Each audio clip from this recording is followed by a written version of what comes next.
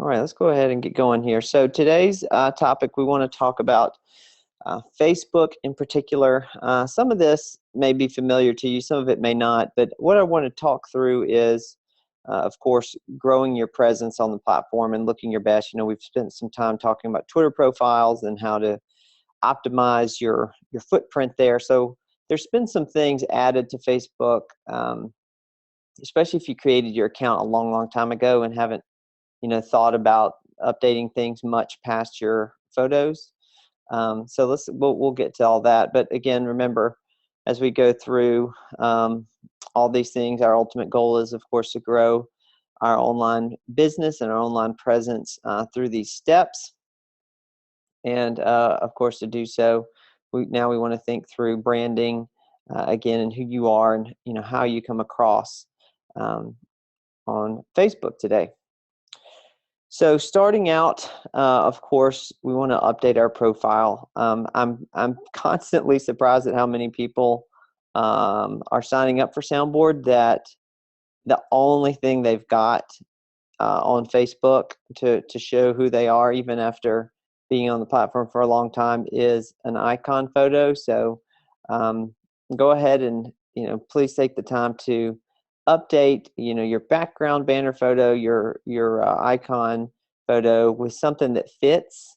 I know that sometimes it's easy to just pick something and go with it, but something that really fits and that is a high enough resolution photo that when people look at it on desktop, it really looks good and doesn't look grainy. So in taking a look at example, I've got my personal Facebook wall pulled up here. And so when you're ready to make those changes, of course, you just hover over it and you'll have the ability to change those out. My friends tell me I look like DB Cooper, so I think it's funny to have that as my photo, but something nice and square here. I do see a lot of times people with their heads cut off or their chins cut off. Take the time to size it, zoom it, get it right. This is not an awesome photo to take advantage of all the real estate here. So keep in mind this does come across as really wide, even when you're looking at mobile.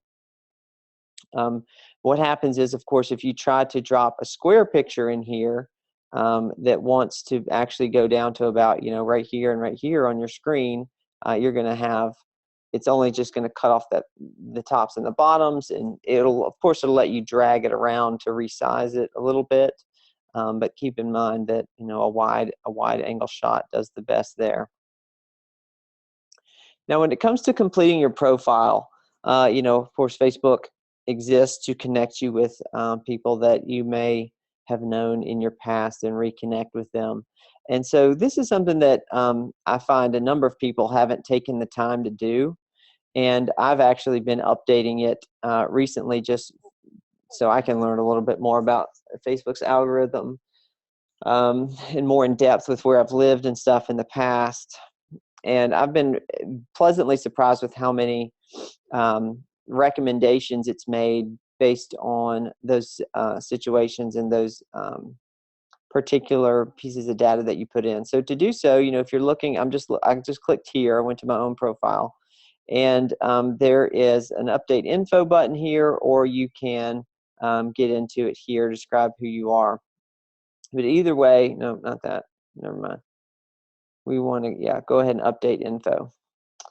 So of course it brings us to the ability to update our profile picture, which of course we'll pull from your photos, or you can upload something specifically. All right, we know how to do that, and then you can change your background photo as well. Now we want to add more details, and this is where I recommend that you do this for the benefit of Facebook connecting you with folks. So go ahead and put your education history in, as high school and college. Where have you lived? Relationships. This is where I've really started to see some new connections pop through. I went ahead and updated my education history and then places I've lived. And so I went through and added all the places I've lived before, and the dates that I was there. And that, again, just in the last couple of days, couple of week or so since I've done this, the recommendations for who to friend has really been startling to me, because it's been pretty accurate based on these locations and dates of people that I had come across. And of course, it's based on, friends of friends. So I taught school in Georgia for several years, and I had stayed Facebook friends with, a number of the students that I taught. But now it's recommended all the kids that I've forgotten about, all the people that I had that are friends of friends, and great connections there. So this is a great place for that kind of information. Again, Facebook's algorithm is going to do a good job of connecting you with those kind of people. So take the time to do that. Also, you decide, how much of this information you want to put up here, especially with your phone number. But I recommend it, just because, especially as somebody who is a business owner, like yourself, I think it's a good idea to hide your email from the timeline, because remember, if you put it out there as a public statement, there are sinister bots that scrape Twitter and scrape Facebook for your email address, for email addresses that are just floating around out there, to use them to either create fake accounts, or worse, to try to hack your account. So then, just as a little side note, don't ever tweet out your email address thinking that somebody will email you and ask to buy Juice Plus. They won't, but your email will get hijacked. And then, of course, put your Juice Plus site in here. I think it's a great idea. You can add other social links if you want to, put your Twitter handle, your Instagram account, wherever else you are. Feel free to do that. And then as much of this as you're interested in. But again, when you're putting this kind of thing in there, you can certainly make connections. This is an interesting one. Add who you're interested in. Put folks like Dr. I think his name is Dr. Sears, who did the Children's Health Study. Folks like that, healthy living kind of paragons. Not only fitness people, but also well-regarded nutrition experts and things like that. And that would really serve to help make some interesting connections as well. And then the rest of this, of course, you put as much as you want. Your family knows who you are. But I think this is a really interesting way, again, to make some new old connections and potentially crank up some conversations if you are, again, accurate with this kind of information. So take the time to do that. I think it's pretty valuable use of your time. And now, again, how do we gauge conversation? How do we gauge success on the platform? Well, it's pretty easy, at first blush, to figure out how things have done on Facebook and performed, because when you make a post, it either gets likes and conversation around it, or it doesn't, right? But have you factored in, time of day? Have you factored in the fact that you post, but you don't ever comment on other people's posts? So this is a little bit of a two-way street. Now, I know I've got a couple slides here that have a lot of text, but I wanted to put all this on here because this is super valuable information for someone like yourself who is trying to grow business through, of course, talking to people, but also by leveraging social media. So the first three bullets here is literally word for word from Facebook themselves. And I put this in here because, and we'll talk more about it a little bit more next week, but Facebook has really retooled their algorithm in the past 2 or 3 years. And the upside of that is that more and more of your personal posts are getting further and further reach.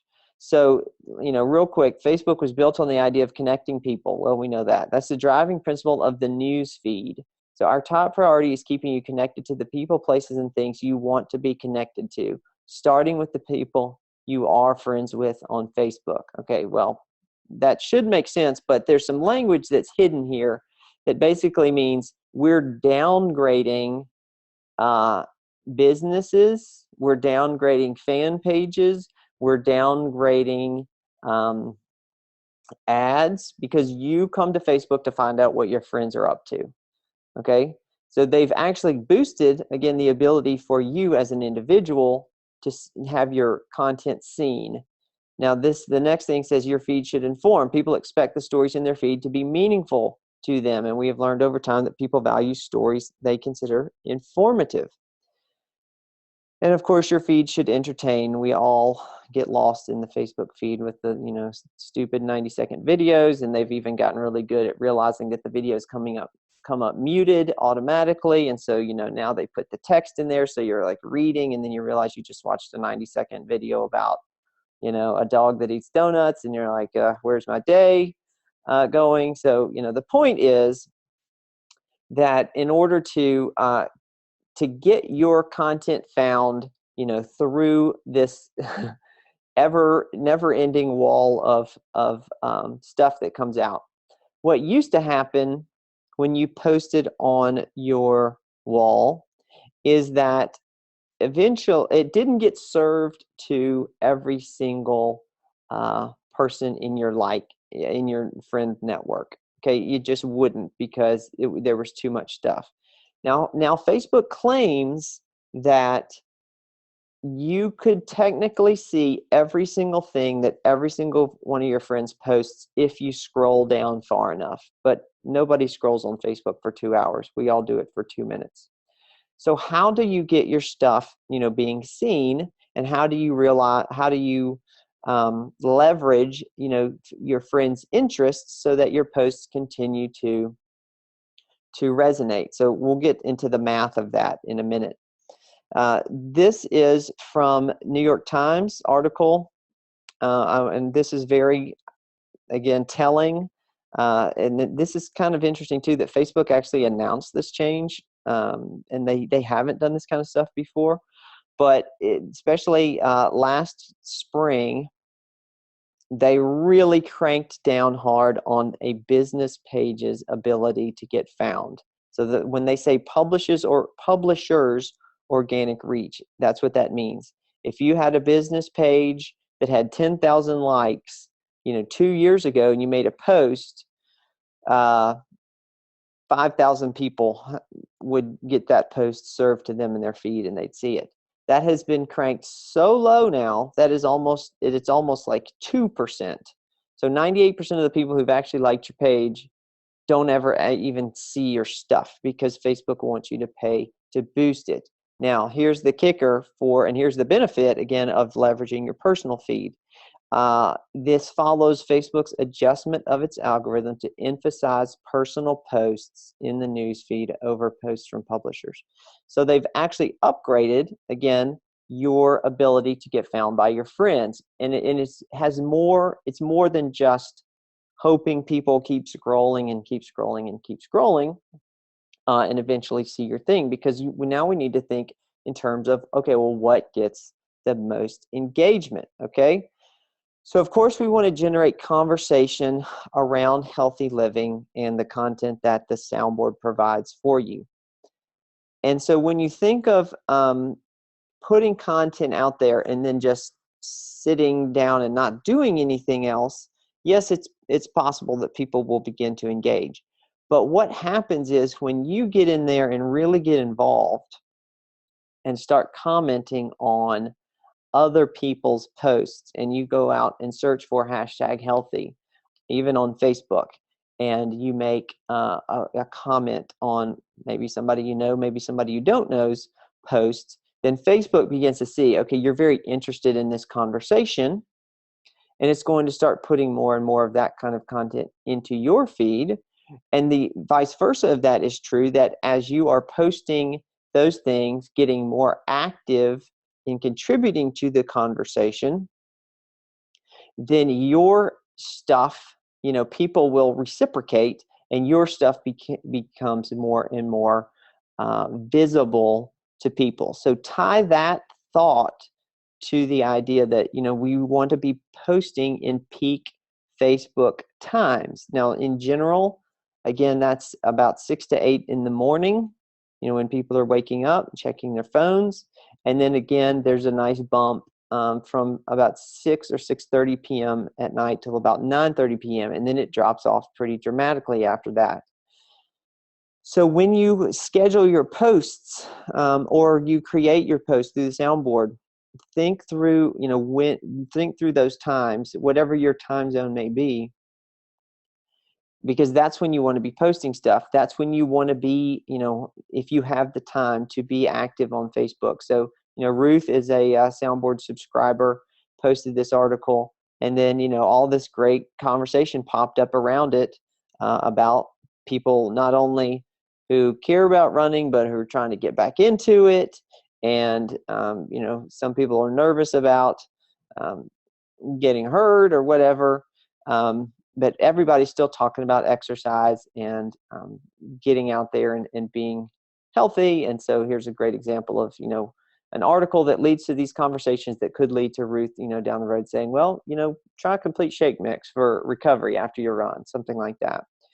But this doesn't happen just by posting and then turning your, you know, your phone off and totally forgetting about it. So in general, what you need to think about is, how do your posts get found? So I know we got a couple of crazy graphics here, but I think they're pretty clear once you start seeing it. So let's look through this first. What has the most weight on Facebook? What will surface to the top of the most people's feeds? Let's check the question here.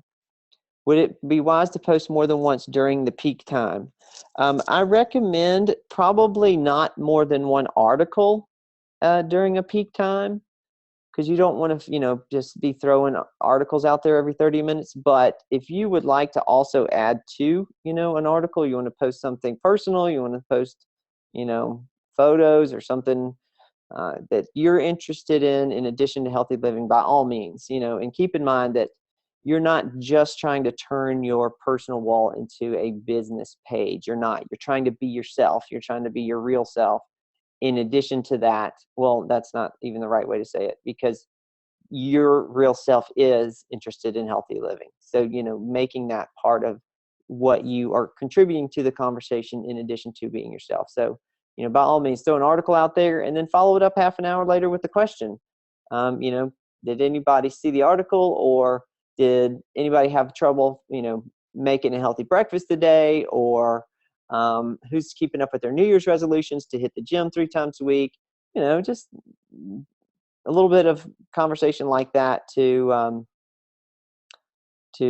drive a little bit of engagement. But keeping this in mind, that Facebook has stated pretty clearly that ultimately they want all content on the platform to be video content. This is why they introduced Facebook Live. And so when you put links to videos and videos of yourself, these go to the top of people's feeds, because Facebook knows, y'all, they know we are like all little zombies, and we just watch these stupid 2-minute videos of people hang gliding and dogs, and you have to like make this effort to just be like, okay, this is not, you know, helping me right now get my work done. But they weight videos at the top. When we know that here, we're, you know, at Soundboard, we're doing our best to find videos that we can host that are not promoting other brands. You know, there's a lot of great stuff out there, but they always end up promoting other brands. And Juice Plus does have some good videos, but a lot of them are timed, seasonal kind of stuff. So we're aware of the need for more of that kind of content to share, and we're always looking, but trying to be picky. So then, of course, after videos, photos are going to be shared, and then links after that. And then lastly, your status. So if you just type, you know, a couple sentences, had a great coffee today, gonna go out for my run tonight. Those are the posts that actually get showed to the fewest amount of people, even though, of course, Facebook is all about. The first thing you see when you try to go make a post is, how are you feeling? Well, I want to talk about my feelings. Well, apparently Facebook wants you to talk about your feelings, but they don't really want to share your feelings with as many people as if you posted a video of, you know, somebody rolling down a hill in a tire or whatever. A lot less to do with you and a lot more about trapping more eyeballs on the platform. Now, on the action side of things, actions have weight, meaning this is how you get a post to start going viral. You want it to get shared. Of course, when it gets shared, it escapes your friend bubble and it gets put in another friend's bubble as well. So the audience capacity dramatically increases. When things start getting commented on a lot, then those articles, even if you posted it this morning and now it's tonight, that article could keep getting put at the top of people's feeds because more and more people are commenting on it. So here's a great, Ruth's example here from last week. You see the comment started on January 20th at 10:46 p.m. Okay, let's check this out. She posted it on January 21st at 5:26 p.m. The first comment didn't come through for 5 hours. All right, then you had a couple of quick, a few minutes later up until midnight, 12:45 a.m. I know Ruth is in New Zealand, so some of these may have weird timestamps. This looks like it goes backwards in time.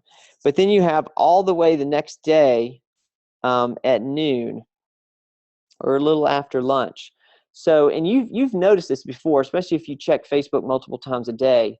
When you see something at the top of your feed, you may go away for a couple of hours, come back, check it. There's something else at the top of your feed. And then when you check it that night, that original article is back at the top. And you think, why? I've already seen this. But it's because, again, more and more people are commenting and adding to it, which Facebook takes as, more, you still want to add to this. And especially if you comment on it, and then, you'll get a notification every time somebody comments on it.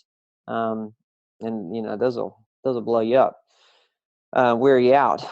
So again, in thinking in terms of how does this happen to me? Well, go and do it, to other people. Go and find stuff and share their stuff, comment, and this big nice reciprocity wheel gets going. And then of course you want to get likes, but that drives things less than people actually engaging with it a little bit more. And then link clicks are always a good thing, but that is weighted the least. Now, how does Facebook, because what you see is not just a timestamp list of everything that everybody's ever posted. That's how they used to do it. They don't do that anymore. They know that got way out of hand. And ultimately, it only showed you the most recent thing, not the thing that you're most interested in. So how do they gauge this? Okay, so every post has a rank. How do they come up with the rank? Well, so they multiply these three things together. They look at the affinity. So the affinity is basically the relationship between the person who created it or the company that created it and you. If you engage with that person or brand a lot, then you have a higher affinity, okay? There's a company that rebuilds old Land Rovers in the UK and ships them to the US, and I like every single post that they do. I just start drooling when I think about it.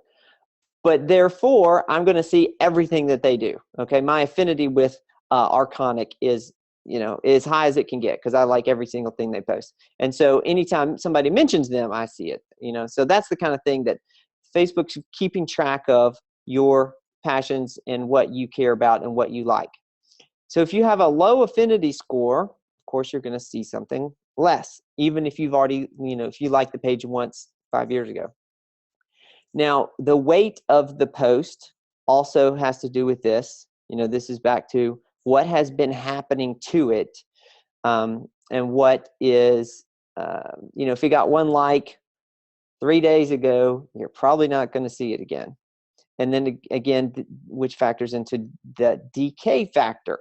So Posts can have a life of multiple days if people keep commenting on it.